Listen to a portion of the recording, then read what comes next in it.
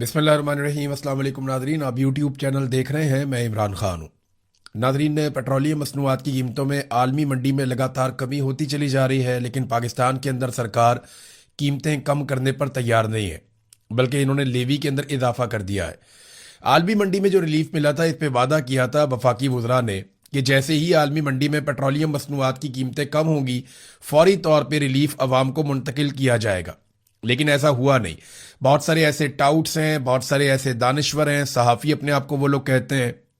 जब इमरान खान साहब के दौरे हुकूमत में पेट्रोल 150 रुपए लीटर था, तो वो अपने सर पे खाक डाल के वो अजीब दीवानों की तरह वो खबरें दिया करते थे।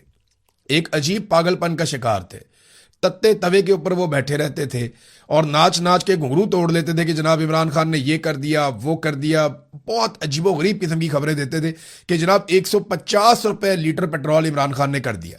हालांकि उस वक्त आलमी मंडी में पेट्रोलियम मसनूआत की कीमतें $100 फी बैरल से ज्यादा थी। तो इमरान खान साहब 150 रुपए फी लीटर दे रहे थे, तो ये बहुत रोते पिटते थे, मातम करते थे, नोहे करते थे। और आज आलमी मंडी में जो पेट्रोलियम मसनूआत की कीमतें हैं वो लगभग $70 फी बैरल के करीब पहुंच गई हैं। जंग से पहली वाली पोजीशन से भी नीचे चली गई। लेकिन ये पाकिस्तानियों को रिलीफ देने के लिए किसी सूरत भी तैयार नहीं है, बल्कि उनकी जेब के ऊपर लगातार डाका डाल रहे हैं। एक बड़ी अजीब चीज मैं आपको बताता हूं। पूरी दुनिया में जो जहाजों में इस्तेमाल होने वाला तेल होता है वो काफी रिफाइंड तेल, बड़ा शानदार पेट्रोल होता है जो जहाजों में इस्तेमाल होता है, उसे जेट फ्यूल कहते हैं। बड़ा आला क्वालिटी का बहुत शानदार तेल होता है, जेट फ्यूल उसे कहते हैं। क्योंकि जहाज के इंजन के साथ आप तजुर्बा नहीं कर सकते ना, वो तो कई हजार फुट की बुलंदी के ऊपर उड़ रहा होता है। लिहाजा जेट फ्यूल पूरी दुनिया में एक महंगा फ्यूल है। आप अमेरिका में चले जाएं तो आपको बहुत महंगा मिलता है, आम फ्यूल आपको सस्ता मिलता है। यूरोप में चले जाएं, आप इंडिया में देख लें, बांग्लादेश में देख लें, दुनिया के किसी भी मुल्क का आप नाम लीजिए तो जेट फ्यूल महंगा होता है, आम आदमी का फ्यूल सस्ता होता है। लेकिन पाकिस्तान एक ऐसा अजीब मुल्क है जहां पे जेट फ्यूल को बार बार सस्ता किया जा रहा है, क्योंकि माफियाज जो हैं वो अब एयरलाइंस के मालिक हैं। पाकिस्तान एयरलाइन, जिसे पीआईए आप कहते हैं, अब पाकिस्तान एयरलाइन नहीं बल्कि अब तो प्राइवेट एयरलाइन है, पी से प्राइवेट अब आप उसे कर लें। तो जो पाकिस्तान एयरलाइन है वो भी फौजी फाउंडेशन को दी गई है, उनके साथ और भी दीगर पार्टनर्स हैं।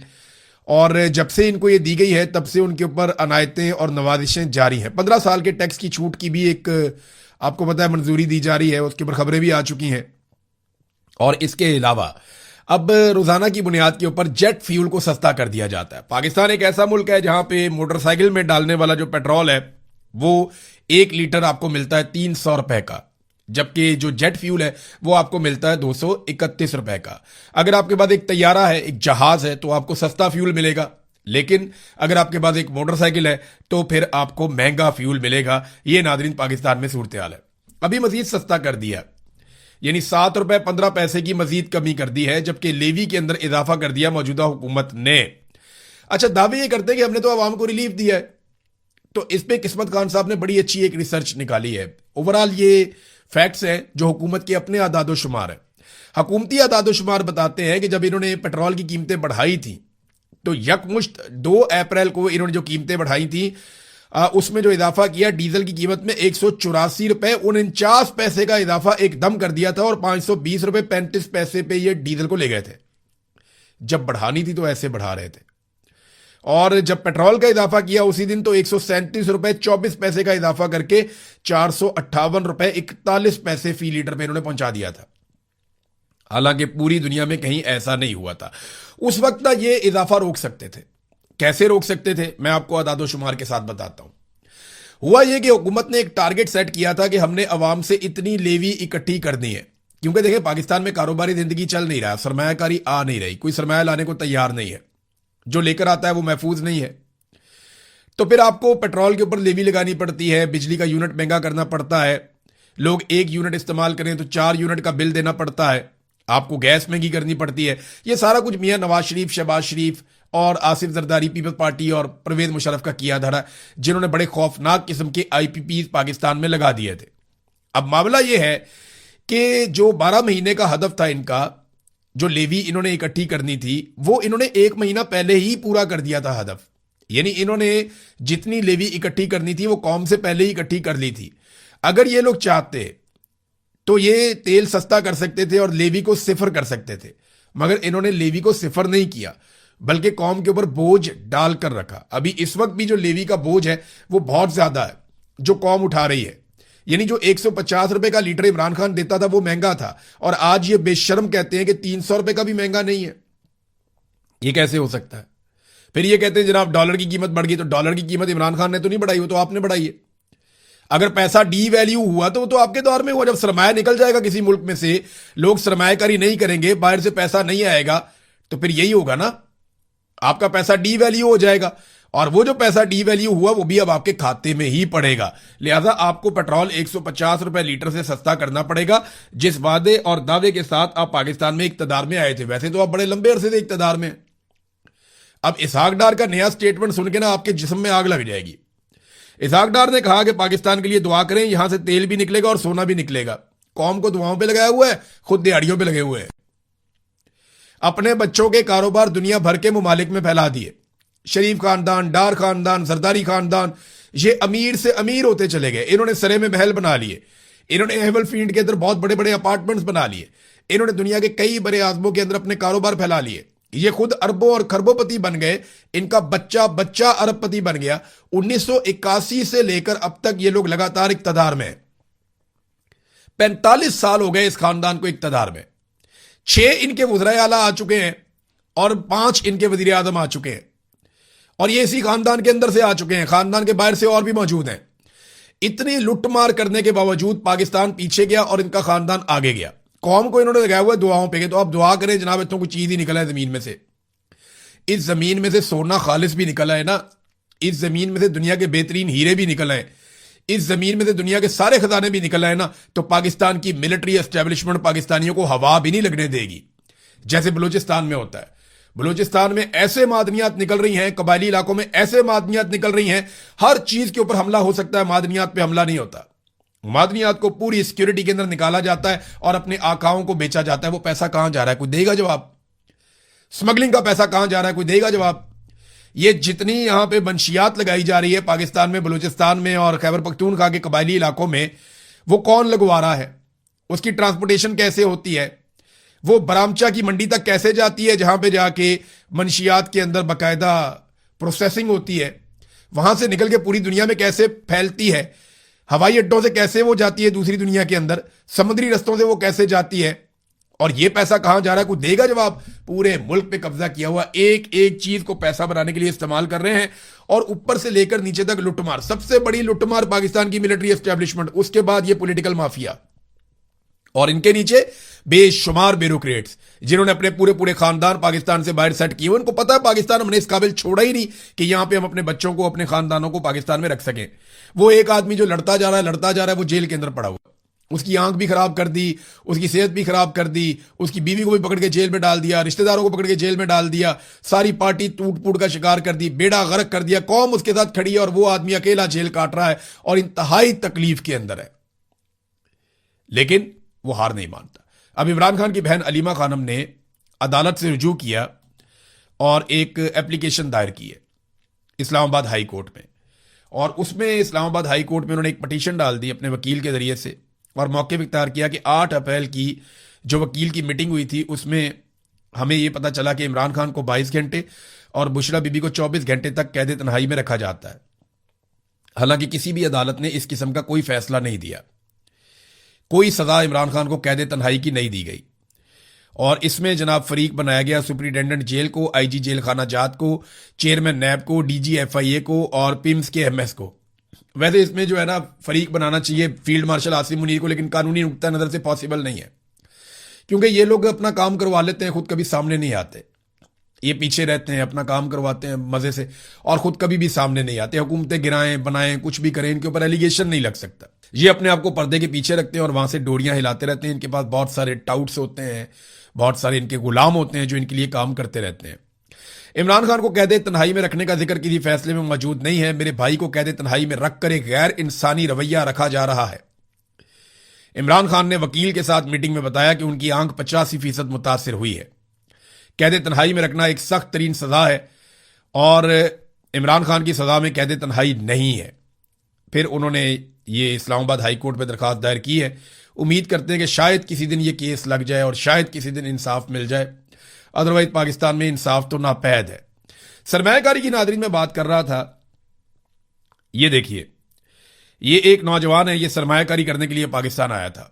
नाम है हाशिम नूर जई।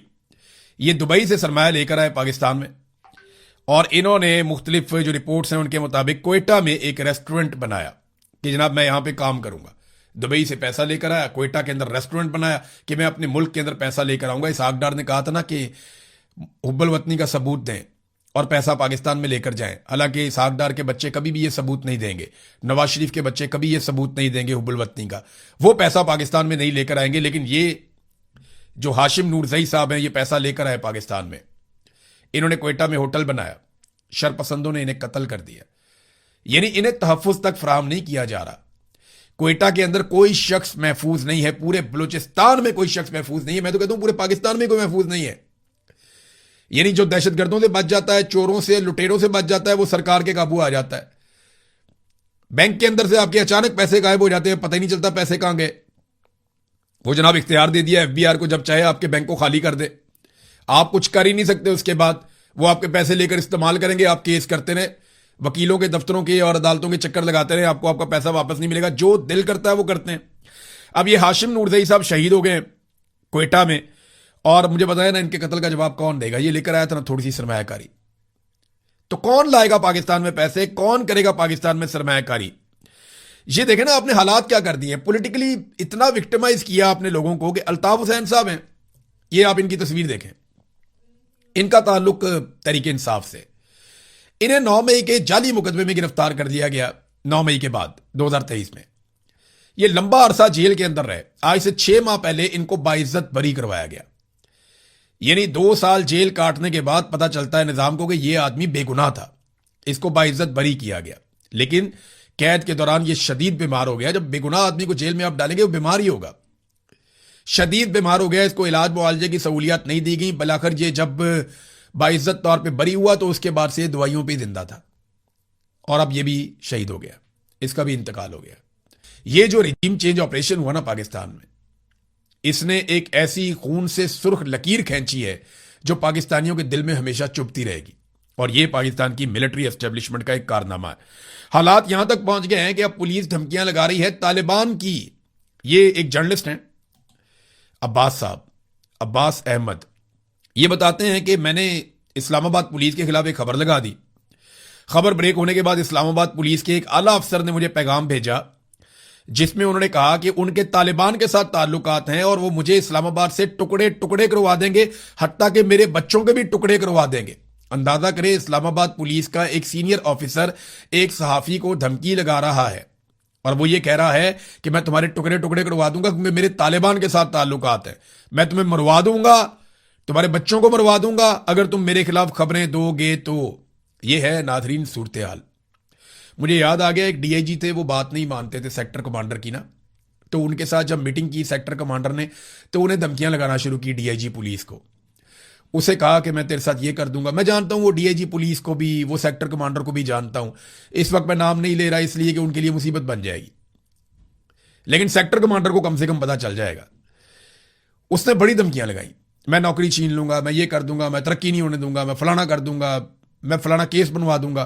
तो अल्टीमेटली जो उसने धमकी लगाई ना, जिस पे वो डीआईजी साहब भी हैरान रह गए। मुझे जिस बंदे ने बताया कि वो धमकी पता क्या थी, वो धमकी ये थी कि मैं तुम्हारे ऊपर ब्लास्फेमी का मुकदमा करवा दूंगा, तौहीन मजहब लगवा दूंगा तुम्हारे ऊपर मैं। अंदाजा करें ये इस लेवल तक गिर जाते हैं और इस लेवल तक मामले को ले जाते हैं। गिरने पे है नाजरीन तो ये किसी भी लेवल तक गिर सकते हैं।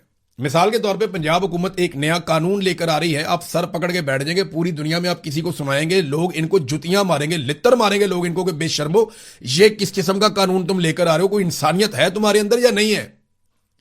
यानी इससे पहले जो कवानीन लेकर आए पीका और पता नहीं क्या क्या, उन्होंने इसके अंदर तरमीम कर दी। एक तो वही पहले काबू नहीं आ रहा था, अब जरा ये कानून आप चेक करें। पंजाब हुकूमत इस कानून के जरिए से आपको मुकम्मल तौर पे खत्म कर सकती है जब वो इसको नाफिज कर देगी। ये जो अंग्रेज यहां पे रहता था ना, यानी इस आर्टिकल के अंदर इसको हवाला दिया गया कि जब अंग्रेज यहां पे बड़े सगीर पे हुक्मरान था तो उसने भी इतना गंद नहीं मारा था जितना इन काले अंग्रेजों ने गंद मार दिया है जो पंजाब के अंदर बैठे हुए हैं। इस नए कानून के मुताबिक ये करेंगे क्या? इसका नाम है जी Punjab control of habitual offenders and anti social behaviour bill 2026। ये वहां पे मंजूर कर लिया गया, कमेटी की सतह के ऊपर मंजूर हो गया है और अब इसे जनाब बाकायदा एक कानून बनाया जाएगा। तो ये बिल कहता क्या है, एक इंटेलिजेंस कमेटी बनाई जाएगी और ये कमेटी जैसे ही कहेगी कि जनाब अब ये कर दें आप, तो किसी भी शख्स के बैंक अकाउंट बंद किए जा सकते हैं, उसकी जायदाद जब्त की जा सकती है, उसकी ऑनलाइन मौजूदगी को खत्म किया जा सकता है, उसका फोन जब्त किया जा सकता है, उसे इलेक्ट्रॉनिक निगरानी के एक पूरे अमल के अंदर रखा जा सकता है। अंदाजा करें आप कि अगर हुकूमत को आपकी कोई बात पसंद नहीं आई, या हुकूमत को आपकी शक्ल पसंद नहीं आई, या मरियम नवाज के आपने नारे नहीं लगाए, या आपने एक बारी फेर शेर अगर आपने ये नहीं कहा, तो पंजाब की सरकार आपके साथ क्या करेगी आप सोच भी नहीं सकते। आपका मोबाइल भी बंद, आपकी जायदाद भी बंद, आपकी अकाउंट भी बंद, हर चीज के ऊपर कब्जा आपको निगरानी के अंदर रख लेंगे।